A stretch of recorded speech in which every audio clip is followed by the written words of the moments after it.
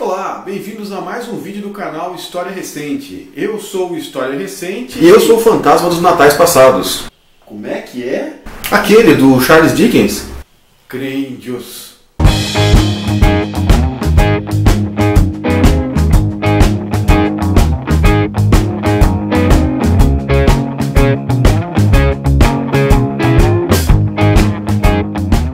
Olá pessoal, bem-vindos a mais um vídeo do canal História Recente. Hoje nós estamos inaugurando um novo quadro no canal que nós vamos chamar de Faísca Atrasada. O nome já não ajuda, né? Porque o nome é bem tiozão. Para quem não sabe, faísca atrasada é uma coisa que acontece no motor, mas no tempo que os motores tinham carburador. Ou seja, até o nome já é atrasado, né? Mas a ideia do Faísca Atrasada é a gente poder falar sobre debates, discussões, coisas que aconteceram aí no mundo da internet, ou no mundo real, no mundo fora da internet, que tem a ver com discussões, né, coisas que foram acontecendo e que por algum motivo o canal não acompanhou. Ou porque a gente não ficou sabendo, ou porque a gente não se interessou naquele momento, ou porque a gente tinha mais coisa que fazer. Vocês não acreditam, mas o meu tempo é muito curto. Então, a ideia é retomar esses debates com uma perspectiva um pouco mais abalizada, um pouco mais tranquila, depois que a discussão já aconteceu, ok? Nós vamos começar com o primeiro Faísca Atrasada, que vai ser sobre o grande debate, a grande treta que aconteceu aí na internet sobre o nazismo de esquerda. Essa discussão rolou mais ou menos há uns 8 meses atrás, quando aconteceu aquele confronto em Charlottesville, nos Estados Unidos, e esse confronto acabou, né, tendo um saldo trágico, porque um neonazista usou o carro para atropelar várias pessoas que eram contrárias, né, que eram antifascistas. Esses acontecimentos, eles acabaram repercutindo aqui na internet no Brasil a partir de alguns canais no YouTube, memes no Facebook, no Twitter, etc., dizendo que o nazismo na verdade era uma ideologia de esquerda, portanto tentando associar o nazismo com a esquerda. Essa discussão foi uma espécie de fogo na pradaria da internet, né? Um matinho seco ali, a faísquinha, de repente a gente tem um incêndio na internet e gente do lado debatendo, gente de outro, e aquela discussão toda.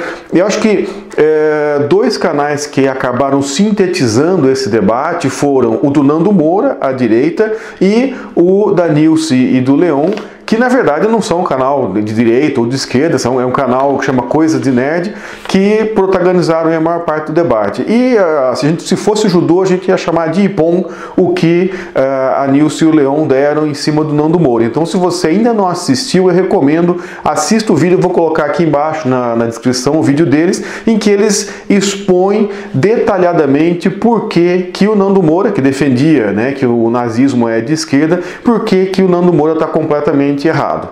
Esse vídeo do Leon e da Nilce, ele é muito interessante porque ele vai demonstrando, ao contradizer, ao responder o Nando Moura, ele vai demonstrando como funciona boa parte desses processos de revisionismo histórico de internet ou do debate político. Não são, na verdade, uma revisão histórica balizada, sustentada, defendida, que tem um espaço sério na academia, dentro da universidade. É o tipo de debate que acontece no âmbito político, no âmbito da cultura histórica mais ampla e principalmente no âmbito da internet, do YouTube, do Facebook e etc.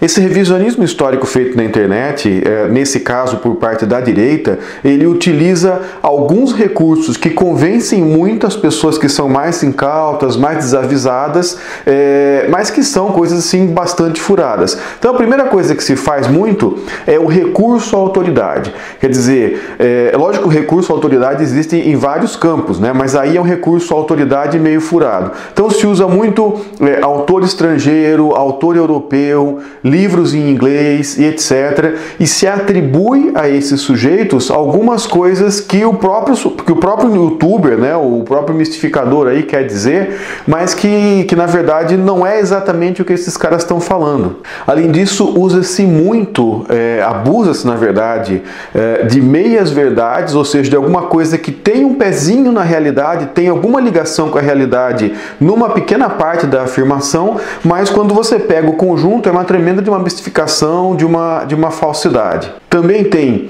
o simplismo, das afirmações, porque daí você trabalha muito em cima de lógicas de bem e mal, né, que na verdade não explicam a realidade, são incorretas. Então você tem um simplismo na divisão política entre esquerda e direita, democracia, autoritarismo, estatismo e individualismo, etc. Como se as coisas fossem simples, como se as coisas fossem na realidade tão polarizadas e tão bem divididas. Também tem a desqualificação pessoal em vez de debater a ideia, que é a famosa falácia ad hominem. E por fim você tem a leitura de orelha, né?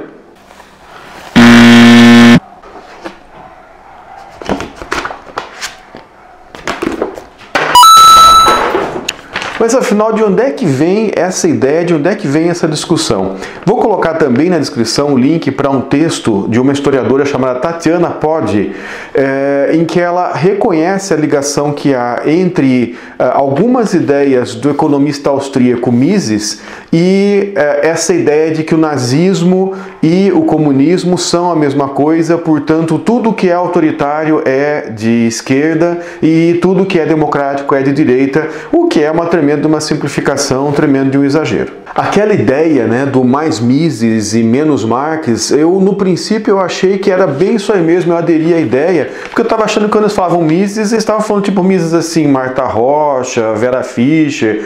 Depois eu descobri que não era bem assim, aí eu falei, não é bem por aí. Falha nossa.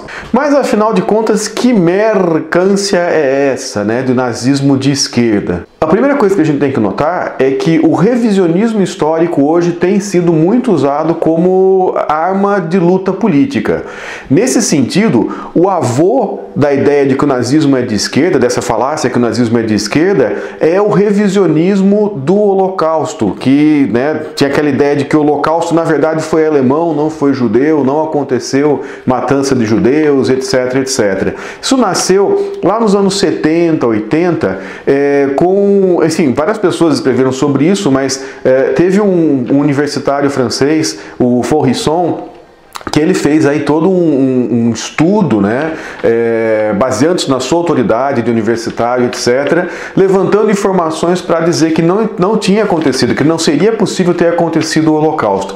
Esse revisionismo do Holocausto, então, portanto, uma espécie de revisionismo do que teria significado o nazismo, ele deu sua contribuição para o surgimento de alguns grupos e para o fortalecimento de grupos neonazistas já existentes na Europa. Então, olha só como a coisa não é brincadeira, né? Como você não pode brincar com a história e inventar alguma coisa que os cientistas da história, que os historiadores já têm como claro. Por exemplo, o Holocausto sim aconteceu. A gente pode discutir detalhes, mas efetivamente houve uma grande matança, uma gigantesca matança de judeus, de vários outros grupos sociais, políticos, etc., por conta da ideologia nazista. Então, a gente brinca com isso, no caso o Faurisson e seus seguidores brincaram com isso e ajudaram a levantar uma série de movimentos neonazistas, estão na base da direita, da extrema direita, né, da direita fundamentalista que hoje está assolando a Europa, Estados Unidos e também, como sempre, né, como a gente aqui acaba sendo muito colônia, também estão fazendo o seu sucessozinho por aqui. Tem um autor francês muito interessante que faz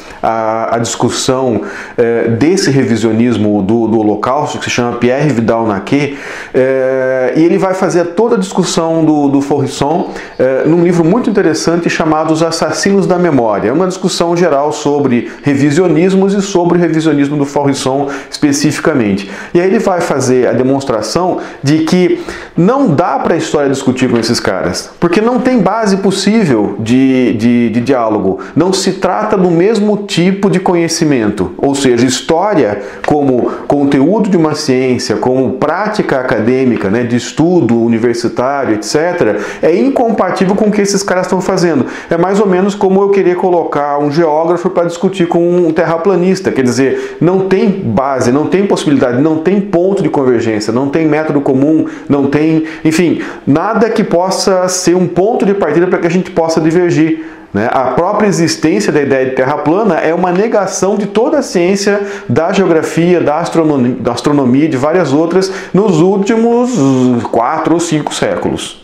A técnica do Faurisson era alguma coisa que nós chamaríamos hoje de fake news, ou seja, utilizar pedacinhos da realidade para colocar um discurso que na verdade é falso, então utilizar algumas coisas que eles chamam de provas, né? Bota muitas aspas nisso, e aí articular isso com o discurso ideológico que eles prepararam, de modo a construir toda uma ideia que parece verdadeira, mas no final das contas, quando a gente vai analisar com cuidado, com o método histórico, com o método científico, ela se revela falsa. Mas até chegar ali, né, o interesse dela não é debater cientificamente, o interesse dela é mover alguma coisa, né, de transformar alguma coisa no mundo político no sentido, na direção que eles estão buscando. Só, gente, que não é exatamente disso que eu estou falando. Eu estou falando de um movimento anterior, né, a esse revisionismo de que o nazismo seria de esquerda, que eu não posso associar, que a gente honestamente não pode vincular a esses grupos, né, que se intitulam grupos conservadores, grupos liberais, mas eles, afinal de contas, ainda se declaram como democratas. Eu tenho lá as minhas dúvidas, mas não vou, né, colocar aí impor que eles não seriam democratas. Eles também reivindicam a democracia.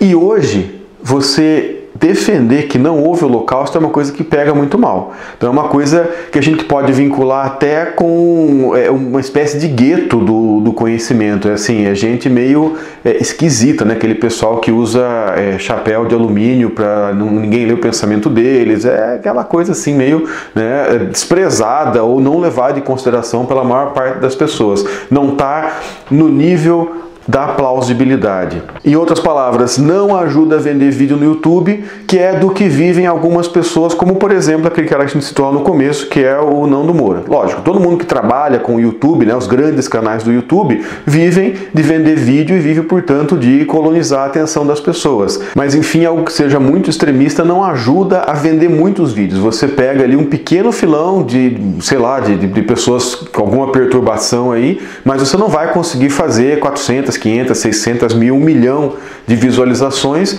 de um vídeo que seja baseado em alguma coisa que é extremista. Então, uma coisa que pode ajudar nesse processo, né, nesse agronegócio, nessa fazenda do rancor, nessa fazenda do amargor, que é você mobilizar os ressentimentos das pessoas para usar contra algum grupo social, como por exemplo a esquerda, alguma coisa assim, muito nessa coisa de transformar posições políticas em alguma coisa que parece time de futebol, e as pessoas que participam dessas posições políticas numa espécie de torcida de futebol, muitas vezes são hooligans, né? São essas torcidas que brigam aí, que massacram as outras. Todo esse negócio aí pode ser baseado em ideias como essa de que, olha, o nazismo é de esquerda. O nazismo, na cultura ocidental, hoje, ele está consolidado como uma espécie de mal absoluto. Até mais do que o stalinismo, que matou tanta gente quanto ou mais, e é uma ideologia totalitária que está à esquerda. Então, gente, quem tem que pagar a conta do nazismo está lascado. Então, se alguém é associado ao nazismo, esse alguém está muito complicado, ele está muito mal na fita, né? E aí, que tal, então, o nazismo, né, obviamente é conhecido, né, já é estabelecido na academia, no campo da ciência da história, como uma ideologia, como um movimento de direita, e aí esses, né, polemistas de internet, etc., eles pensam assim, que tal esses caras de direita? Que tal a gente mandar a conta do nazismo para os nossos adversários? E é isso que eles acabam fazendo, com essa discussão de que o nazismo é de esquerda. Essa discussão toda nada mais é do que uma tentativa de pegar a conta, né, negativa aí, em termos morais, muito fortemente, do nazismo e mandar para a esquerda. Como será que isso vai funcionar? A direita diz que o nazismo é de esquerda, né? Se a direita é contra a esquerda e a direita é contra o nazismo, então a gente pode dizer que a direita é contra o nacionalismo exacerbado, correto? A direita é contra a corrida armamentista e a utilização das armas como uma forma de expansão imperial. A direita é contra a perseguição e o preconceito, né, e o assassinato de estrangeiros, de judeus, de LGBTs, de deficientes. Ela é contra toda essa perseguição. Cara, então eu também sou de direita. Não, pera. É interessante a gente entender, e naquele vídeo que a gente fez sobre para onde que vão jovens, se eles são de direita ou de esquerda, eu vou colocar o link na descrição, ou se eu aprender como é que faz, eu vou colocar o link aqui num card, aqui no próprio vídeo. A gente demonstrou que não dá, que não funciona quando a gente entende as posições, né, políticas, o espectro político, como se fosse uma linha. Funciona muito melhor quando a gente pensa em termos de um plano, quer dizer, uma coisa mais bidimensional. E logo, quem sabe, vão chegar e vão colocar uma terceira dimensão aí, portanto seria, né, um cubo ou alguma coisa assim, para eu distribuir as posições no espectro político. Se eu tento estabelecer que autoritário é de esquerda, que, sei lá, nacionalista é de esquerda, que democrata é de direita, que liberal, não sei lá das quantas, o fato é que eu vou encontrar autoritarismo, tanto à direita quanto à esquerda, eu vou encontrar liberdade individual, tanto à direita quanto à esquerda, ou seja, eu vou encontrar uma série de características nos dois lados do espectro político. O fato é que há leituras de que o Estado é uma coisa extremamente negativa, tanto à esquerda quanto à direita. E eu acho que isso é um negócio muito interessante para a gente pensar, para a gente refletir, porque ele significa o quê? Significa que há vários pontos nos quais pessoas de esquerda e pessoas de direita concordam. E esse tipo de treta, esse tipo de debate que a gente tem sobre o nazismo é de esquerda e fora Dilma ou prisão do Lula, esse tipo de coisa, ele acaba formando alguma coisa que a gente pode dizer que é um comportamento de manada e um comportamento de torcida. Ou seja, parece que a gente tem dois times de futebol e o confronto entre esses times é um confronto de torcidas. Tem um artigo muito interessante, Ideologues Without Issues, que seria mais ou menos como ideólogos sem causa, alguma coisa do gênero. Ela estuda como que vem se formando muito mais no debate político times aos quais você adere e não importa muito bem o que eles digam. Então, às vezes, você tem... É muito comum pessoas que falam, olha, eu sou de direita. E quando você pergunta efetivamente o que elas acreditam numa série de fatores que são de esquerda. E a mesma coisa acontece com a esquerda. Muitas vezes as pessoas se identificam com a esquerda e quando você vai perguntar o que elas acham, o que elas pensam, o que elas defendem, tem uma série de coisas de direita na visão delas. A conclusão que ela chega é que, na verdade, nós estamos muito mais nos identificando com times do que com problemas, né, com ideias, com causas específicas. Se a gente se identificasse mais com causas, haveria muitas possibilidades de aliança entre pessoas de direita e pessoas de esquerda a partir da busca de determinadas causas especificamente, no sentido de propostas, né, de coisas que a gente quer construir ou realizar. Agora, quando a gente forma times, qualquer coisa que o outro time fale, eu sou contra. Percebe? Isso é a tal da polarização, isso é o tal do binarismo, né, que falou Clayson. Vou botar aqui o link do canal do Clayson também, que na verdade tem levado a nossa política hoje a um beco sem saída, porque virou uma briga de torcidas. E para que a gente possa avançar de alguma forma, nós temos que começar a fazer as coisas de outro modo. Quando eu consigo converter o debate político em times, né? A propaganda é feita para eu conseguir adesões ao meu time e conseguir que as pessoas que aderiram ao meu time combatam o time contrário. E aí eu posso utilizar, né, esse recurso nessas fazendas do amargor, aí, nessas fazendas, nesse agronegócio do ressentimento, eu posso utilizar esse capital que eu construí politicamente para conduzir eleições, para voto das pessoas em plebiscito, etc. Então essa, vamos dizer assim, essa torcidarização da política, ela é muito útil para quem quer manipular isso do ponto de vista das grandes corporações ou dos grandes interesses multinacionais, financeiros, etc. Seria muito legal a gente parar para pensar muito melhor sobre isso. Ok, pessoal? Essa era a discussão de hoje. Muito obrigado por assistir. Não esqueçam de curtir esse vídeo, compartilhar, né, clicar ali no sininho para receber as notificações quando sair vídeo novo. Um abraço e até a próxima. Vai chamar esse canal só por via das dúvidas. Legal.